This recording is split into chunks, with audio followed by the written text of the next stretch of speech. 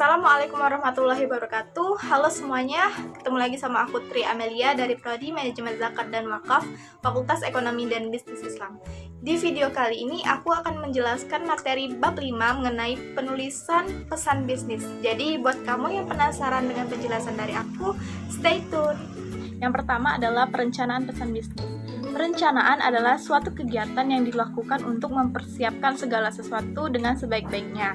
Adapun perencanaan pesan bisnis yang baik diharapkan dapat menjawab berbagai pertanyaan, seperti apa pesan yang ingin disampaikan kepada pihak lain, bagaimana, siapa, mengapa, dan kapan sebaiknya pesan bisnis tersebut disampaikan kepada pihak lain. Adapun tahapan perencanaan pesan bisnis, menurut Murphy, agar penyampaian pesan bisnis dapat dilakukan secara efektif, terdapat beberapa tahapan penting yang perlu diperhatikan. Yang pertama adalah mengetahui tujuan penyampaian pesan bisnis. Yang kedua, menganalisis audiens. Yang ketiga, menentukan ide, gagasan, atau pesan bisnis itu tersendiri. Dan yang terakhir adalah membuat outline pengorganisasian pesan bisnis. Selanjutnya adalah tujuan komunikasi bisnis. Secara umum ada 3 tujuan pokok komunikasi bisnis, yaitu yang pertama adalah memberikan informasi, yang kedua memberikan persuasi, dan yang terakhir adalah melakukan kolaborasi dengan audiens. Adapun penentuan ide pokok, beberapa teknik brainstorming yang dapat digunakan untuk mengidentifikasi ide pokok antara lain, yang pertama adalah storyteller's tour. Teknik ini menggunakan alat bantu tape recorder, laptop, PC, tablet, VCD atau DVD player yang digunakan untuk menelaah pesan bisnis yang disampaikan secara berulang-ulang. Yang kedua adalah random list atau daftar acak. Yang ketiga adalah CFR, Conclusion Finding Recommendation Worksheet, yaitu menggunakan lembar kerja, kesimpulan, temuan, dan juga rekomendasi. Selanjutnya adalah journalistic approach atau pendekatan jurnalistik. Dan yang terakhir adalah question and answer chain atau pendekatan rantai tanya jawab. Selanjutnya adalah seleksi saluran media. Dalam memilih media penyampaian bisnis perlu dipertimbangkan beberapa hal, antara lain tingkat kepentingan, formalitas, kompleksitas, tingkat kerahasiaan, emosional, biaya pengiriman, dan harapan audiens. B. Pengorganisasian pesan bisnis. Yang pertama adalah pentingnya pengorganisasian yang baik.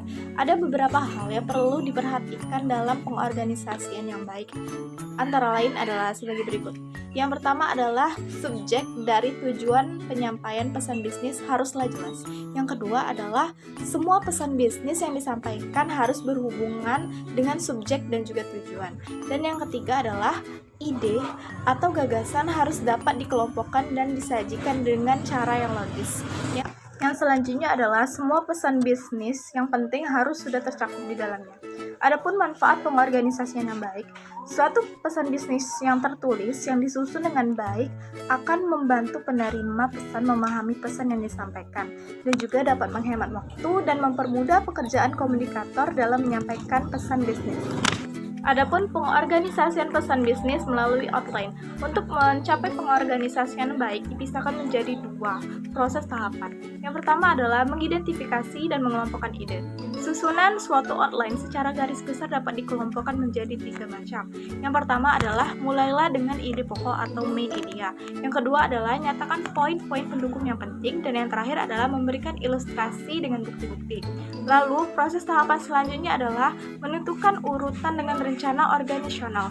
Untuk dapat menentukan urutan ada 2 pendekatan yang dilakukan. Yang pertama adalah pendekatan langsung dan juga pendekatan tidak langsung.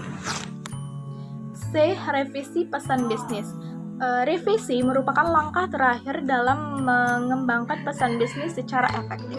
Masing-masing pesan bisnis tersebut perlu diedit, baik menyangkut masalah isi dan pengorganisasiannya, gaya penyampaiannya, dan format penulisannya.